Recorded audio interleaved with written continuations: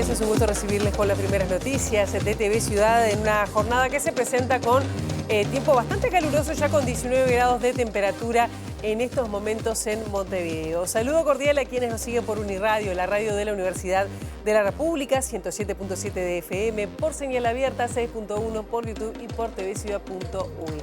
Vamos al pronóstico del tiempo, a ver qué nos dice meteorología para las próximas horas. La máxima de hoy va a ser de 26 grados, el cielo va a estar nuboso con periodos de soleado, se alejaron las precipitaciones para esta jornada de martes 21. ¿Qué pasará mañana miércoles 22? La máxima seguirá subiendo, 19 y 30 grados las temperaturas extremas, esto es para el área metropolitana. El sol estará a pleno mañana, se irá calentando la temperatura hacia el fin de semana. El jueves 23 de enero una máxima de 32, una mínima de 19. Alguna nube empieza a aparecer, pero se podrá disfrutar igual del calor de este verano de enero. Muchos temas tenemos para compartir con ustedes hasta las 9 de la mañana y muchos tienen que ver con política y de este gobierno de transición, porque se siguen dando a conocer algunos nombres. El exministro de Economía y director de la Oficina de Planeamiento y Presupuesto, Álvaro García, ocupará la titularidad del Banco de la República, según se supo ayer. Hoy se conocerá el equipo completo de Economía. La futura bancada Frente Amplista en el Senado se reunió ayer en una primera reunión en la Huella de Sereñi con la vicepresidenta electa Carolina Cose, el presidente del Frente Amplio también Fernando Pereira y el secretario de Presidencia designado Alejandro Sánchez para determinar cuáles serán las prioridades en la próxima legislatura. Vamos a hablar de inversiones que no pudieron ser porque un grupo de socios de Conexión Ganadera inició contactos con abogados para analizar posibles acciones penales tras constatar incumplimiento en el pago de sus inversiones. Problema en puerta. Del ámbito internacional, destacamos lo que sucedió ayer en Estados Unidos. Asumió su segundo mandato Donald Trump y se convirtió en el presidente número 47 de los Estados Unidos. Confirmó además su decisión de desplegar todo el poder presidencial desde el primer día mediante una serie de decretos, unos cuantos, ya firmó en su primer día como presidente. Del ámbito deportivo, destacamos ayer, hubo varios gritos de un lado y del otro, pero Nacional le ganó 3-1 a Peñarol por la serie Río de la Plata en el Centenario, le ganó de atrás y con 2 goles ya en los descuentos. Sobre las 8:30 de la mañana vamos a estar hablando de trabajo y de futuras acciones del Ministerio de Trabajo y Seguridad Social porque estaremos recibiendo al futuro ministro de Trabajo, Juan Castillo. Ayer hubo una reunión en el Ministerio de Trabajo justamente con las actuales autoridades, de qué va, cuáles son los principales conflictos y cuáles serán las principales medidas. Esto lo hablaremos con Juan Castillo pasaditas las 8:30 de la mañana. Ahora, momento de abrir la ventana hacia las calles de Montevideo para con datos del Centro de Gestión de Movilidad, ver por dónde circular, por dónde no. @IMTránsito, @MBTransporte para seguir en tiempo real cualquier cambio en la circulación. Les adelantamos con nuestra hermosa vista de la bahía que Humberto I entre Leopardi y Solano López, el corte será hasta las 12 del mediodía por trabajos de hormigonado. Libertad desde Obligado hasta Prudencio Vázquez y Vega estará cortado a partir de las 11 de la mañana y hasta las 8 de la noche. Solano Antuña entre Luis de la Torre y José Yauri, el corte será hasta las 5 de la tarde y hasta las 6 de la tarde no se va a poder circular entre Luis Piera, entre Jackson y Juan Manuel Blanes.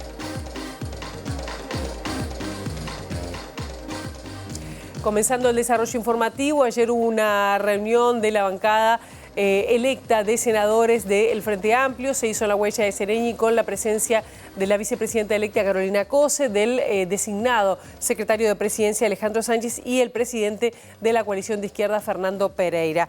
En la reunión se manejaron cuáles serían las prioridades legislativas de la próxima legislatura que tendrá prioridad del gobierno, que serán necesarias para llevar adelante sobre todo las políticas prioritarias que intentarán llevar adelante en los ministerios. Que hablamos fue algo que tenía que ver con la descentralización del Instituto Nacional de Rehabilitación. Hay otro también vinculado a la descentralización, está de las intendencias, y bueno, lo que justamente esta reunión fue para conversar con todos nuestros compañeros, estudiemos bien, además de estos, cuáles son los que nosotros mismos trabajamos y que podemos tener, más allá de la ley de presupuesto, más allá del análisis de la rendición de cuentas, acciones relativamente rápidas para que ir dando gestos y acciones, trabajo, cambios para el Uruguay que se vendrá. También está sobre la mesa las prioridades que se presentaron en Colonia durante la campaña, que nosotros habíamos hecho un trabajo de esas 48 prioridades, cuáles podrían ser incorporadas en la ley de presupuestos, cuáles necesitan una ley, cuáles podrían darnos la oportunidad de analizar otras leyes. Todo esto que estoy diciendo se manejó en la reunión. Cose se refirió a cuántas de las 48 prioridades de campaña requieren un marco legislativo. Hay alrededor unas 17 más o menos, no, capaz que son 15, no me acuerdo bien. De esas 15, muchas pueden ir en la ley de presupuesto. Otras necesitan ley aparte, otras no requieren ley, pero pueden dar la oportunidad de revisar algunas leyes. Tenemos bastante organizado, digamos, el primer mapa de trabajo, y ahora tenemos que afinar el lápiz y todas las senadoras y senadores sentarse a estudiar un ritmo intenso. Y el senador Frente Amplista Daniel Cayani será quien estará en la coordinación de la bancada de senadores del Frente Amplio en la próxima legislatura. El legislador anunció que la coordinación con el gabinete será fundamental para definir la agenda legislativa y adelantó que se va a presentar un proyecto de ley para regular los ingresos laborales a las intendencias. Lo que vamos a hacer en primera instancia es trabajar con los ministros designados acerca de cuáles son las prioridades de ellos y cuáles son las prioridades de los legisladores para tener un timing. ¿Qué prioridades hablaron hoy? Bueno, hay prioridades que se van dando, que son naturales, algunas que tienen que ver con iniciativas que se han dado en el periodo pasado, por ejemplo, aquellas que hacen a la necesidad de transparentar el ingreso de la función pública en las intendencias departamentales, aspectos que hacen sin duda a descentralizar algunos organismos que hoy están centralizados en unas áreas del Poder Ejecutivo. ¿Qué se va a hacer a propósito de la ley de urgente consideración y en particular la ley de medios, que son dos proyectos, sobre todo este último que contó con cuestionamientos por parte del Frente Amplio a la hora de estos últimos meses, ¿no? Bueno, parte del trabajo que se va a iniciar hoy es justamente eso, articular junto con la vicepresidenta electa, el secretario de la presidencia designado por parte de Yamandu Orsi, cuáles van a ser los tiempos de trabajo con los diferentes ministros y también cuáles van a ser las iniciativas que el propio Poder Ejecutivo va a tomar como suyas y otras que sin duda va a ser la bancada la que va a tener que definir. Entre ellas tiene que ver con los aspectos que hacen a la ley de urgente consideración, la ley de medios y todas las iniciativas que sin duda no contaron con el apoyo del Frente Amplio, algunas seguramente quedarán firmes y otras serán motivos de debate. Y sobre la 1 de la tarde de hoy está convocada una conferencia de prensa en el edificio Plaza Alemania para dar a conocer toda la composición del Ministerio de Economía y Finanzas. En la tarde de ayer se conoció que el exministro de Economía y exdirector de la Oficina de Planeamiento y Presupuesto, Álvaro García, será el próximo presidente del Banco República, cargo que actualmente está ocupado por Salvador Ferrer. De profesión contador, García se encargó de coordinar las bases programáticas del Frente Amplio y fue candidato al Senado por la lista 76, pero no logró los votos para llegar a la Cámara Alta. Durante el primer gobierno del Frente Amplio, entre 2008 y 2010, y tras la renuncia de Danilo Astori para dedicarse a la campaña electoral, fue ministro de Economía. A su vez, ejerció como director de la Oficina de Planeamiento y Presupuesto entre 2015 y 2020, donde jugó un rol relevante en las negociaciones con UPM para la instalación de la segunda planta de celulosa de la empresa finlandesa en Durazno. Y el canciller de la República designado, Mario Lubetkin, también confirmó el equipo que lo va a acompañar en el Ministerio de Relaciones Exteriores, integrado por diplomáticos de carrera, varios de los cuales ocuparon cargos en los gobiernos anteriores y también en el actual. A la ya designada subsecretaria, embajadora Valeria Zuccasi, se suma Andrés Peláez en la Dirección General de Secretaría. El próximo jefe de gabinete del ministro será el embajador Alfredo Bogliacini, quien ya ocupó ocupó ese lugar entre 2015 y 2017, cuando Rodolfo Nigno Boa era canciller.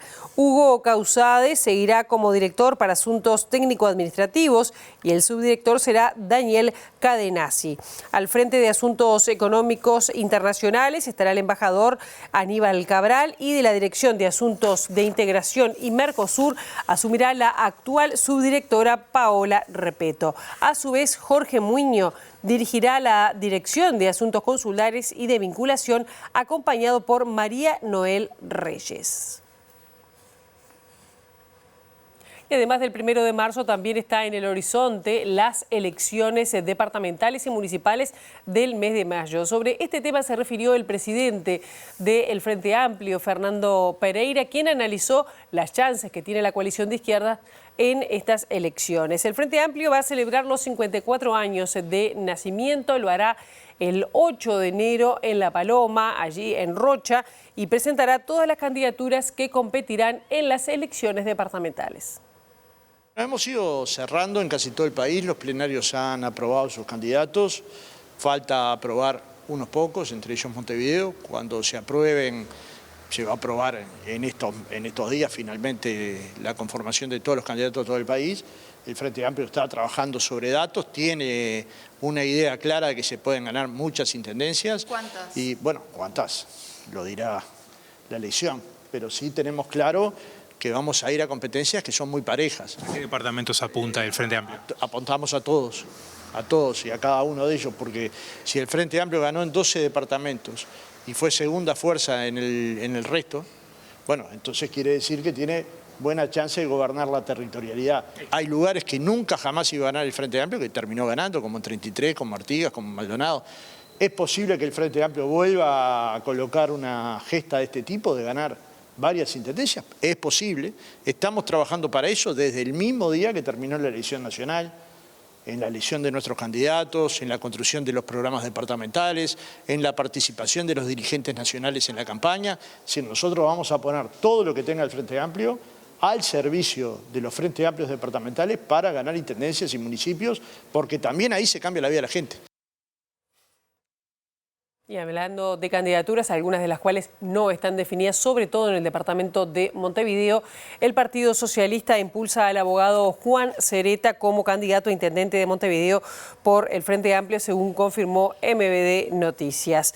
La posibilidad surgió tras una reunión interna del sector y será analizado en un encuentro de la departamental socialista que se va a realizar este martes. Fuentes del sector le dijeron a MBD Noticias que la eventual candidatura de Cereta genera entusiasmo por ser considerada rupturista. El actual intendente de Montevideo, Mauricio Zunino, también pertenece al Partido Socialista y ha declarado públicamente estar dispuesto a ser candidato si su nombre es propuesto, lo que por ahora no ha ocurrido. También el fin de semana la vertiente artiguista puso a disposición de una eventual candidatura al arquitecto Salvador Esqueloto, quien le dijo a MBD Noticias que la decisión lo tomó por sorpresa, pero admitió que era un tema del que se venía hablando. Por el momento, otras 2 personas ya manifestaron su intención de candidatearse a la intendencia de Montevideo por el Frente Amplio: el senador reelecto Mario Vergara y la actual gerenta de gestión ambiental de la comuna, Verónica Piñeiro. Vergara tiene el respaldo de los sectores integrantes de Sereñistas y está a la espera de eventual apoyo del Movimiento de Participación Popular, que por el momento no se ha definido oficialmente. Piñeiro, mientras tanto, cuenta con el respaldo del Partido Comunista.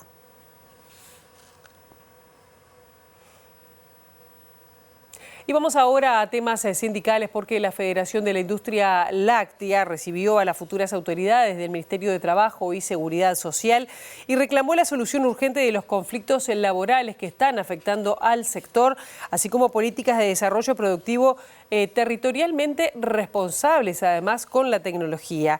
Desde la Federación se denuncia que hay 3% más de producción láctea en el país y al mismo tiempo 15% menos de horas trabajadas. Tenemos en el Uruguay a la industria principal de América Latina, que tiene el 71% de la industria láctea y que es reconocida por el Banco República y por la Unión Europea como la principal exportadora de nuestro país, y de forma constante, que vienen realizando inversiones millonarias en plantas industriales y en oficinas. Lamentablemente, de forma muy concentrada, esa es la realidad, que tenemos una industria que también tiene al principal productor de América Latina, pero que es muy desigual y que sin duda se concentra cada día más al sur del país y generando grandes dificultades así para sostener y mantener los puestos de trabajo, las plantas industriales.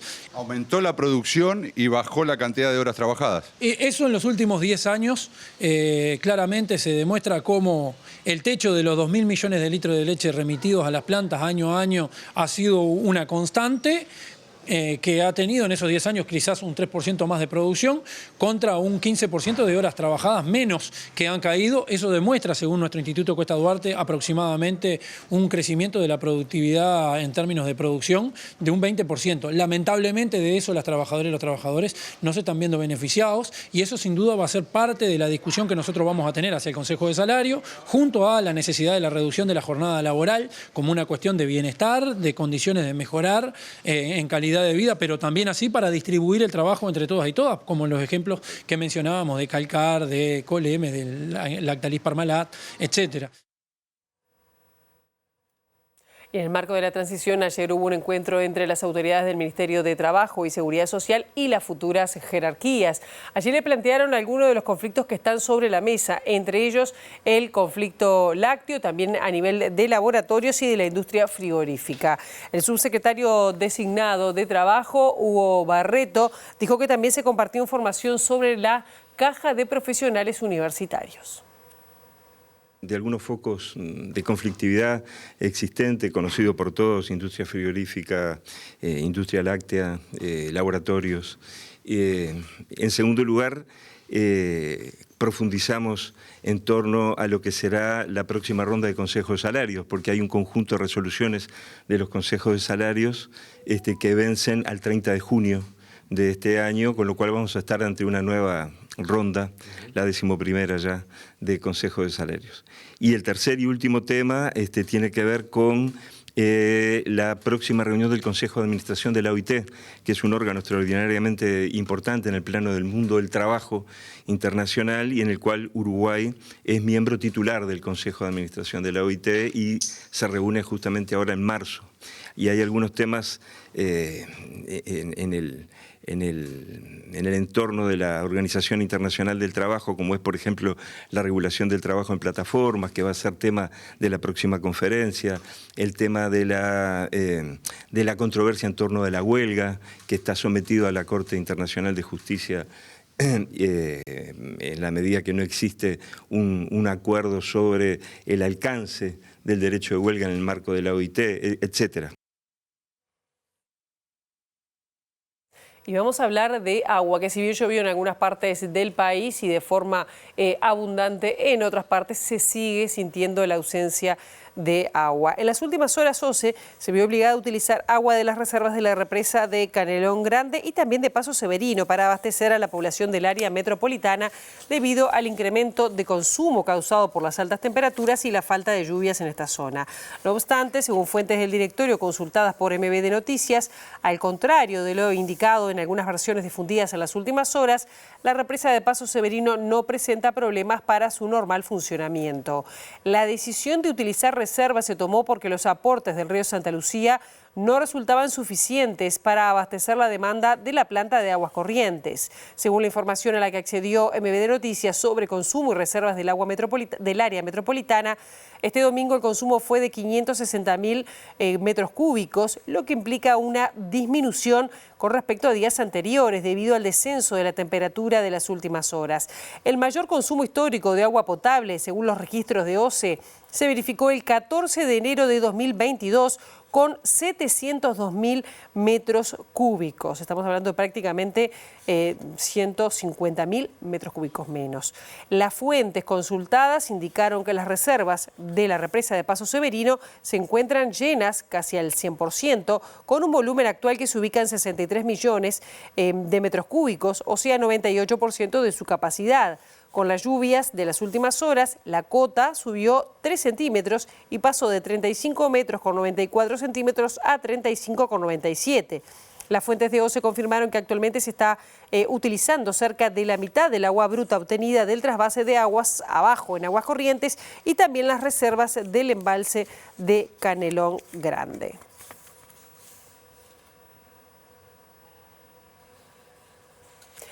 Vamos a hablar de inversiones y de alguna manera fallidas, porque la empresa Conexión Ganadera anunció el cierre de sus oficinas en Montevideo en el marco de atrasos de los pagos de las rentas a los inversionistas. Un grupo de personas afectadas analiza denunciar a la firma.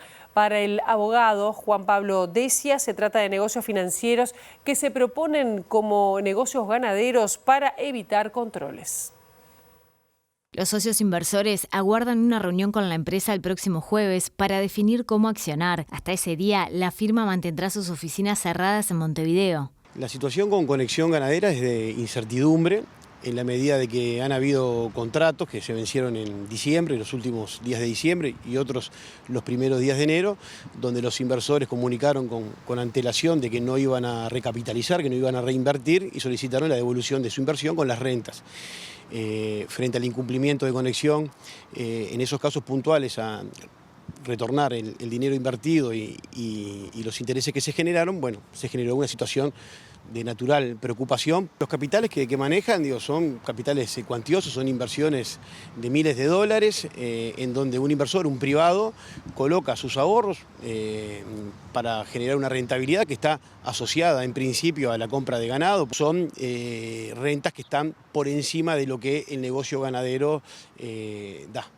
Otras firmas del rubro, Grupo Larrarte y República Ganadera, cuentan con denuncias penales por posibles delitos de estafa y lavado de activos. Para Decia, en el caso de estas dos empresas, cuyos denunciantes suman entre ambas alrededor de 2.700 inversores, se configura un esquema Ponzi. En el caso de Larrarte y de República Ganadera, ya tenemos la certeza de que ese ganado no se compró en la enorme mayoría de los casos, te diría en el 95% de los casos.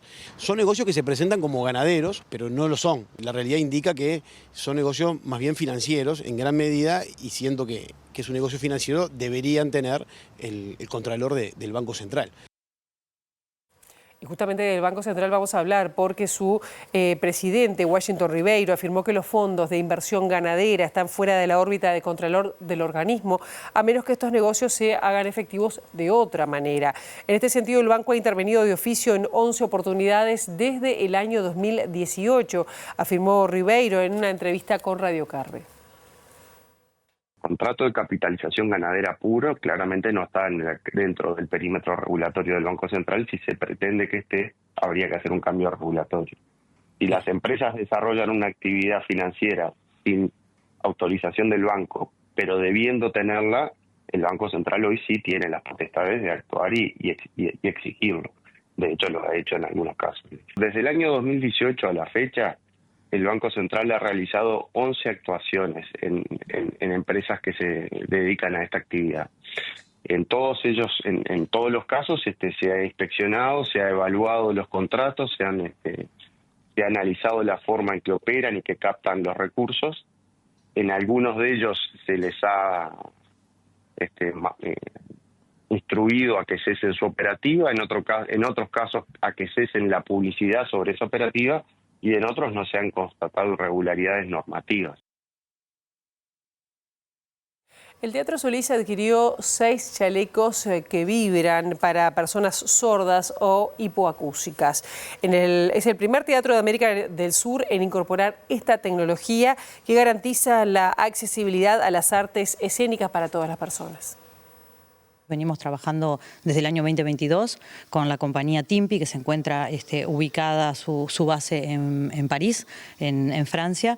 Comenzamos en el año 22 a fantasear con esta idea, bastante con mucha ocupación por el tema, porque bueno, es uno de los ejes de la programación y de la gestión del teatro, trabajar fuertemente la accesibilidad. Esta es una herramienta más, un elemento más de lo que venimos implementando, y lo pudimos testear incluso con gente de Secretaría de Discapacidad. Se ha ido el propio chaleco evolucionando. Al principio eran chalecos que funcionaban solo conectados con un cable. Hoy por hoy vamos a tener la experiencia de que las personas puedan disfrutar de esta herramienta, de este dispositivo, de manera absolutamente autónoma, moviéndose por las distintas salas del teatro. Se puede bailar, no solo para espectáculos musicales, sino pues también para espectáculos teatrales. Es una experiencia realmente inmersiva. Viene con 6 sensores que hacen la traducción de las ondas sonoras, ondas que están llegando directamente desde la consola de sonido, o sea que la experiencia experiencia y lo que se recibe es exactamente igual a lo que está escuchando cualquier persona desde la sala. Y vamos a cambiar de tema porque Nacional ayer se quedó con el primer clásico del año. Esto porque venció a Peñarol 3-1 en el Estadio Centenario en el encuentro amistoso por la serie Río de la Plata. Los tricolores, que venían con más dudas, comenzaron perdiendo cuando a los 6 minutos Eduardo Darias abrió el score para Peñarol. El partido estuvo dominado por momentos por Nacional, pero sin profundidad hasta que a los 39 minutos los salvos ensayaron una triangulación que terminó con un remate desde fuera del área de Nicolás Ojito Rodríguez, que empató al partido y así se fueron al entretiempo.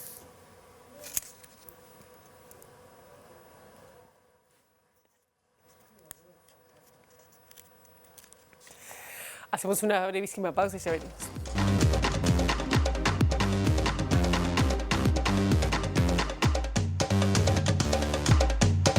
En este segundo bloque de Medio de Noticias estamos recibiendo con muchísimo gusto al futuro ministro de Trabajo y Seguridad Social, Juan Castillo, a quien le agradecemos estos minutos esta mañana. Bienvenido. Muchas gracias, buenos días. Bueno, unos días de muchísimo trabajo. Ayer hubo justamente una reunión de transición con las actuales autoridades del Ministerio de Trabajo. ¿Cuáles fueron los principales temas o con qué impresión se quedó tras la misma? Bien, las reuniones hasta ahora están siendo todas bien.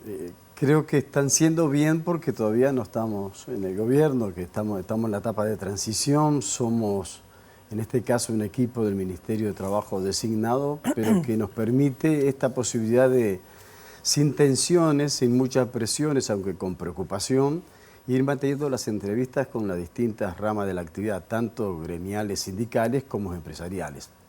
En este caso, lo de ayer fue con la industria láctea, que tenía un plenario nacional, habían allí representantes delegados de más de 15 empresas y cooperativas de todo el país, y explicaron muy bien, daba gusto escuchar también el relato que nos hacían las trabajadoras y los trabajadores en torno al conocimiento del ámbito donde trabajan, el compromiso que tienen, ¿no?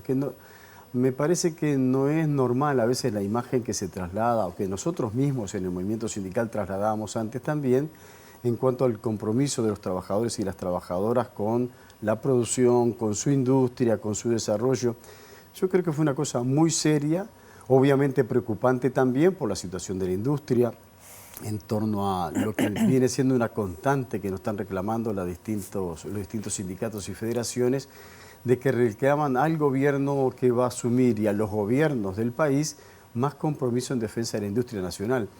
Habida cuenta que si la industria nacional se potencia, se desarrolla, crecen, generan más puestos de trabajo, y estos puestos de trabajo pueden tener más diálogo, tienen más contenido, mejores salarios, que es lo que reclaman normalmente los trabajadores. ¿Cuáles son los conflictos de los que ha venido recibiendo información desde el Ministerio, de los contactos que además han tenido, porque han tenido con industriales y también con sindicatos industriales?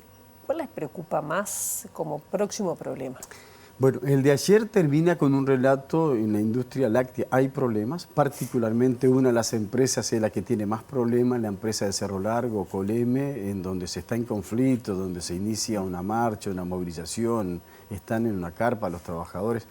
Hay despidos, un despido de una parte importante de la plantilla, y oh casualidad, los despedidos son los sindicalistas. Entonces, bueno, ahí es complicado, muy difícil por la situación de la empresa, que es una cooperativa, por la situación de la producción, por el departamento y la localidad en donde están. O sea, hay un conjunto de elementos que juegan alrededor de este conflicto. Nos fuimos con una gran preocupación, además de otras complicaciones que ya están avisorando ellos que pueden ocurrir en el transcurso del año. Después, sí, la industria láctea, porque también la industria frigorífica es otra de las preocupaciones también. Porque ayer, después de todas las reuniones que hemos mantenido durante el día, terminamos en la transición con el ministro de Trabajo actual y su equipo, trasladando estas preocupaciones. Y también allí está la industria cárnica. Y es un signo más que preocupante, más allá del conflicto, que las dos principales industrias del país, señeras desde todo punto de vista, la industria frigorífica y la industria láctea, tengamos problemas, dificultades, situaciones de conflicto. Así que hicimos un repaso con el ministro actual, ellos están trabajando, actuando, hay algunas medidas que se van a estar convocando por parte del gobierno actual, así que esperemos poder ayudar y salir de esa complejidad. Me imagino que va a ser difícil mantener o cuál va a ser el equilibrio para lograr mejores empleos, mejores salarios y que las empresas también puedan seguir desarrollándose. Porque ayer estaba escuchando algunas declaraciones que ha hecho, decir, también es importante el desarrollo de empresas fuertes para que pueda pasar esto. ¿Cuál es el equilibrio? Porque a veces se ha acusado a gobiernos del Frente Amplio de estar bandeado para un lado. ¿Cómo será trabajar eso? Sí. Esa última parte que vos decís, y es cierto, está presente siempre en todos lados. Hay una mirada siempre medio de reojo, ¿no? ¿Qué va a hacer este gobierno de izquierda y del Frente Amplio con un sindicalista en frente al Ministerio de Trabajo? Porque ese pasado que no reniego nunca, pero que a cada rato te lo recuerdan también, si vamos a estar favoreciendo para un lado y para el otro.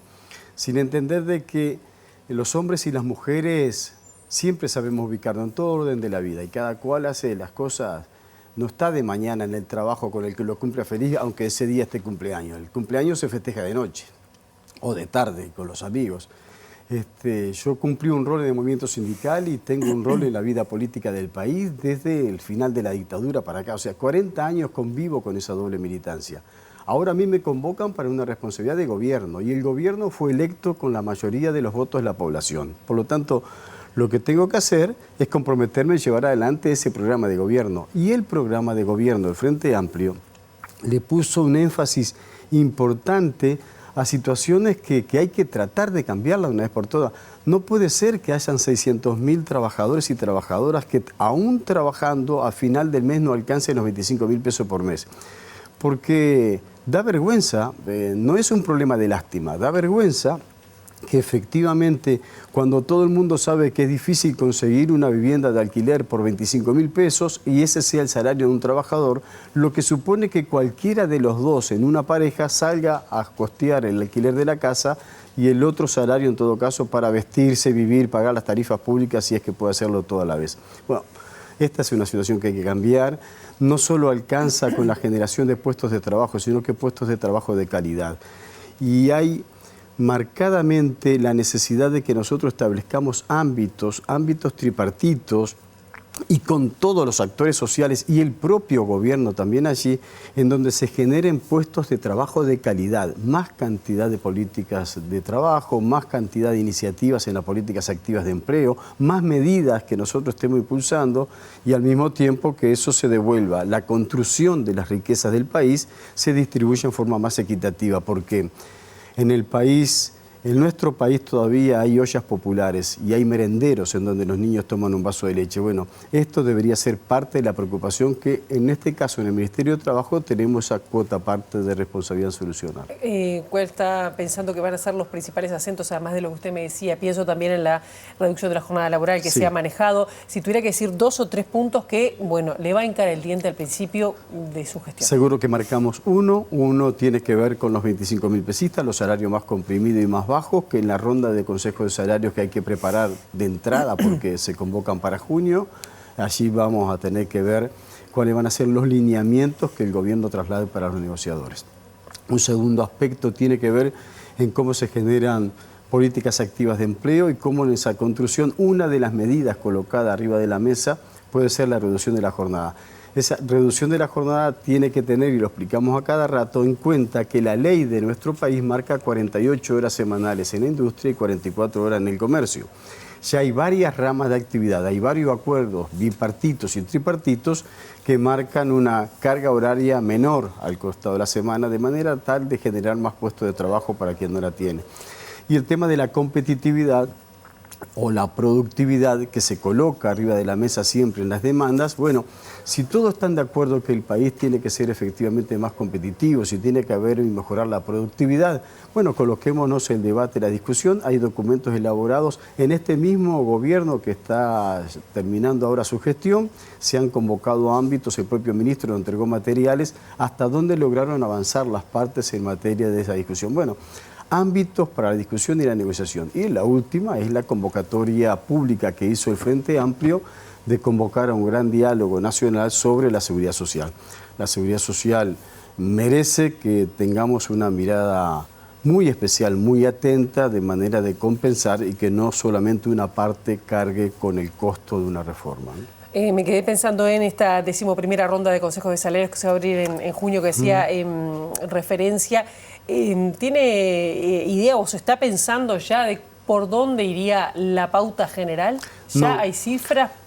No. Ayer, al final de la jornada, estábamos en el edificio de la Transición y yo fui a saludar a Gabriel Odone, que estábamos allí porque tenemos algunas cosas para intercambiar punto de vista. Y somos conscientes de que en una semana o en 2 semanas tenemos que empezar a abocarnos a que nuestros equipos comiencen a intercambiar información y datos a los efectos de ir preparando los lineamientos, pero no hay todavía lineamientos. Ayer hubo una reunión de bancada, de la futura bancada de senadores, ¿no? en la huella de Sereñi, y se hablaron de cuáles podrían llegar a ser las principales, o las prioridades legislativas, ¿no? en una primera instancia. En principio no salió nada de trabajo, pero me imagino... ¿Se está pensando en algún cambio de normativa o algún ajuste? Pienso con cambios que hubo en esta administración del derecho a la huelga o de ocupaciones. ¿Se está pensando en incorporar alguna de esas normativas vinculadas a temas laborales? Hasta este momento, es cierto, fue la primera reunión de los que van a estar ocupando la bancada de senadores. Todavía no ha ocurrido en la bancada de diputados. Cuando éstas se establezcan y a nosotros nos permitan ir avanzando más en la transición a nivel del gobierno, una de las iniciativas que en nuestro equipo han planteado compañeros que van a ser miembros de las direcciones nacionales, marcan la necesidad de ir a trabajar en forma conjunta con las bancadas, de manera tal que no tengamos contradicción en cuanto a cuáles son las cosas más urgentes, porque problemas hay muchos. Todos los problemas planteados en todos los ámbitos, algunos son más importantes que otros, pero hay elementos que son prioritarios. Esto hay que empezar. Bueno, nosotros hemos visto que hay cosas que han quedado de la administración anterior que no se han cumplido, que habría que reactivarlas otra vez. Hay convenios de la OIT, por ejemplo, un convenio 158 que marcan cómo es el fin del trabajo, cómo se procesa la desvinculación. Hay discusiones, por ejemplo, de la famosa ley sobre los médicos en la actividad pública, la solicitud de pedidos de médicos en el ámbito público. Bueno, hay que volver a discutir. Hay situaciones que se vienen arrastrando de lo que ha sido colocado como persecución a los docentes en el gobierno anterior. Hay elementos de la LUC, de la Ley de Urgente Consideración, que hay que analizarlos si efectivamente se tienen que mantener o se tienen que modificar. Bueno, cuando el programa del Frente Amplio nos mandata hacer una revisión de los aspectos más negativos, nosotros lo que tenemos que hacer es precisamente eso, analizarlo, cotejarlos, discutirlo entre la parte ejecutiva y la parte parlamentaria, y aquellas cosas que merezcan un cambio o una resolución distinta, vamos a tener que tomarlo. Me quedé pensando con los 25.000 pesistas, ¿no? ¿Se está pensando en alguna medida desde el Ministerio de Trabajo cuando asuma? ¿De qué manera se puede? Pienso porque hay mucha gente que está mirando y puede llegar a tener expectativas. No es solo me imagino, con determinar en el Consejo de Salarios aumento de sueldo. ¿Por dónde iría? Tú colocaste una palabra que yo la repito todos los días y se lo hago saber además. Hay una expectativa por la llegada del gobierno que bueno, nosotros, por un lado te entusiasma, ¿no? Porque te gritan en la calle, porque te dicen, porque los compañeros te trasladan, las trabajadoras te lo reclaman. Hay veces que la expectativa puede ser desmedida y vos corres un serio riesgo de fallar, de no poder cumplir, porque no se resuelven cosas por arte de magia. Nosotros estamos comprometidos a buscar mecanismos para resolver de que no hayan salarios tan comprimidos que apenas les dé para ir y venir al trabajo y no sé si mantener una familia, obvio que no.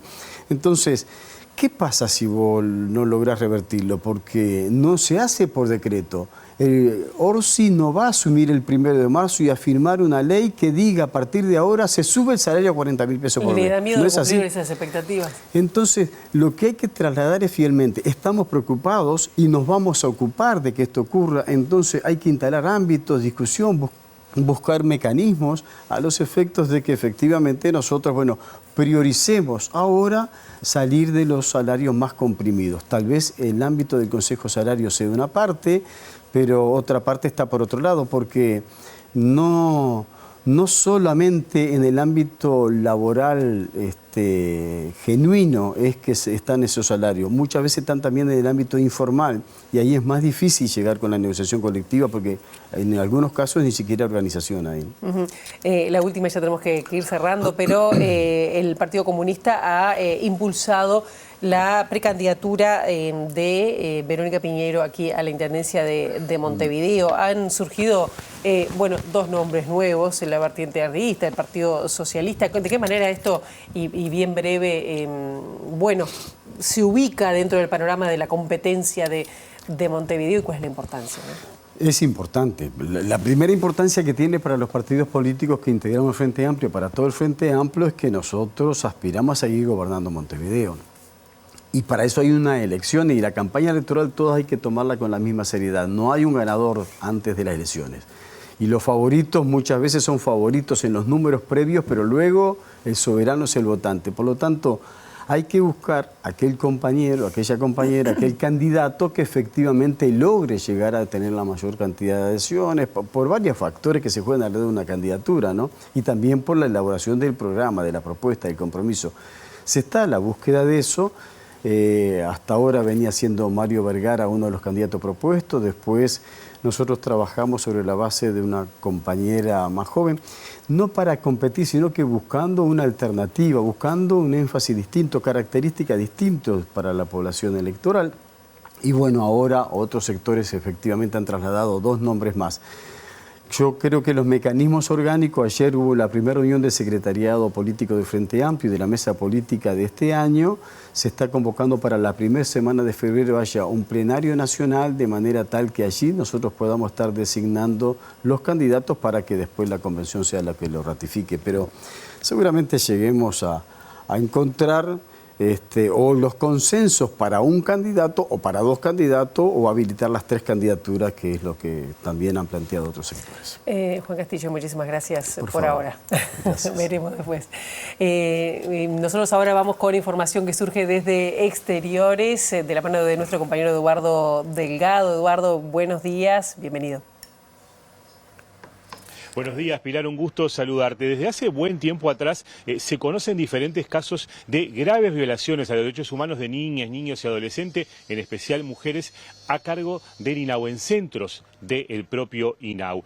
Ayer, además, a esto se sumó un nuevo informe de la Institución Nacional de Derechos Humanos sobre centros de protección del INAU en el suroeste del país, con también graves violaciones a los derechos humanos, entre ellos el riesgo de explotación sexual, el ingreso de sustancias ilegales a centros de protección del INAU, entre otros ítems. Y para conocer más en profundidad sobre esto, estoy con la representante del Frente Amplio en esa institución, con Natalia Argencio. Argencio, ¿cómo se da esta situación en que el Estado está incumpliendo, omitiendo responsabilidades? Es así, efectivamente, hay una realidad que tenemos una crisis de la situación de las infancias y adolescencias en nuestro país. Hay un sistema de protección que no protege y no hay un reconocimiento por parte del oficialismo, no hubo un reconocimiento, podemos recordar a nivel de la interpelación, de la situación de emergencia en que se encuentran las infancias y adolescencias. Este informe que presenta la Institución Nacional de Derechos Humanos es una herramienta más que se constituye en la evidencia de la desprotección que hoy tienen las niñas, niños y adolescentes más vulnerables de este país. Cuando hablamos del sistema de protección tenemos que recordar que el 1% de las niñas, niños y adolescentes del país están en el sistema de protección, deberían estar bajo la protección del Estado. ¿Qué nos dice este informe? Que el Estado no protege. ¿Qué nos dice este informe? Que las niñas, niños y adolescentes son captados por redes de explotación sexual y por microtráfico estando dentro del sistema de protección. Que tienen son víctimas de violencia y no acceden a reparación del daño. Son víctimas de explotación sexual y INAU no brinda atención a las víctimas de explotación sexual. No hay hoy ningún equipo especializado en atención de explotación sexual. Cuando se hizo un llamado, cuando en el año 2021, en el año 2024 estuvo pronto ese llamado para proceder a brindar atención. Esto implicaba un costo de 30.000 pesos aproximadamente por mes por niño adolescente atendido, y se dejó sin efecto, no comenzó la atención porque no había presupuesto en ese momento. Hoy, lamentablemente, tenemos instalado en INAU una crisis institucional y una crisis a nivel de lo que es el sistema de protección y a nivel de lo que es la gestión financiera del organismo. Y Argencio, en el informe justamente de la institución, bueno, habla de graves acciones o omisiones del INAU y de falta de recursos adecuados para atenderlos. Ahora, ¿cómo se explica entonces que el INAU haya devuelto en el entorno, hasta el momento, si no tengo mal entendido, por lo menos 60 millones de dólares que no se ejecutaron en esta administración?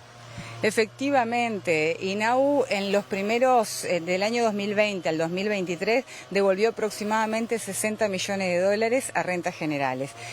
Cuando digo crisis financiera, quiero decir que hay una muy mala administración de los dineros públicos a nivel de INAU. INAU no abrió el presupuesto con incremento presupuestal. Entonces no se entiende cómo se devuelve. Si le faltaba en realidad presupuesto para brindar atención a las situaciones de crisis de las niñas, niños y adolescentes, ¿por qué devuelve? Resulta que devuelve porque como falta dinero, se comienza gestiones con el Ministerio de Economía y Finanzas para pedirle refuerzos presupuestales. Estos refuerzos presupuestales llegan tarde, pero terminan llegando y no da el tiempo de ejecutarlos. Por otra parte, y así se explica la devolución. Y por otra parte, todos los años hay un excedente aproximadamente de 300 millones de pesos para la contratación de recursos humanos, que lo que termina haciendo INAU, como le falta para cubrir en funcionamiento, como le falta para cubrir en otras transferencias que tiene comprometidas, termina sacando de recursos humanos el dinero para cubrir estas otras necesidades que ya estaban establecidas. Entonces, lamentablemente, esta muy mala administración de los dineros públicos termina en vulneración de derechos. Y esta situación, esta realidad, es con la que asumirá el próximo gobierno del Frente Amplio en marzo. ¿Cuáles considera que deben ser las prioridades inmediatas en cuanto justamente a esta institución, al INAU? La prioridad, sin lugar a duda, es proceder a la transformación del sistema de protección de las infancias y adolescencia del Uruguay.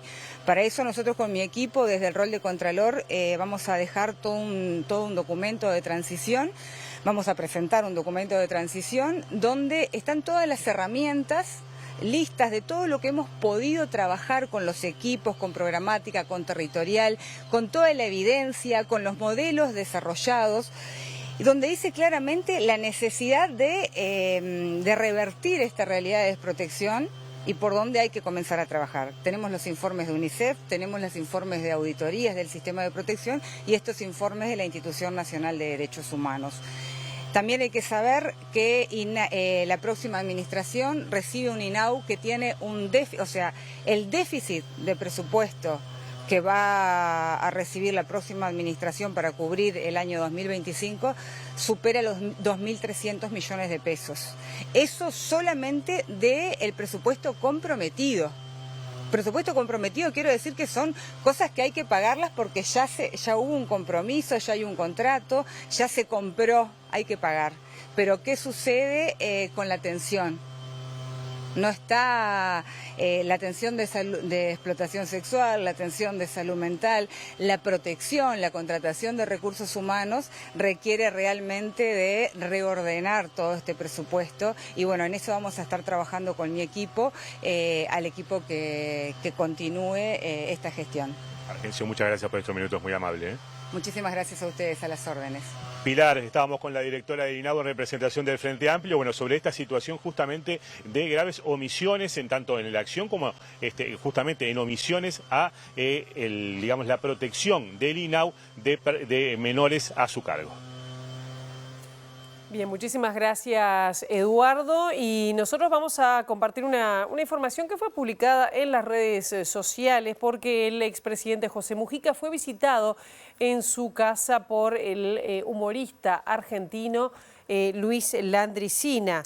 Este es luego del anuncio, además, que hizo que tiene una metástasis producto de su cáncer en el esófago. Según compartió en Instagram el referente de seguridad del histórico dirigente del MPP, Mujica recibió en su chacra de Rincón del Cerro al cantacuentos, reconocido en el Río de la Plata por su forma de narrar historias de forma popular y con un lenguaje llano. En el video divulgado se ve como Mujica y el humorista se saludan y tienen un breve intercambio. Y lo conoció a usted, estuvo hasta ayer a la tarde en casa con una mujer. Le manda un gran abrazo y todos los que sabían que yo venía, denle un abrazo a ese hombre, denle un abrazo. Le voy a dar uno solo en nombre de todos. Lo vimos en el festival, nosotros en la tele.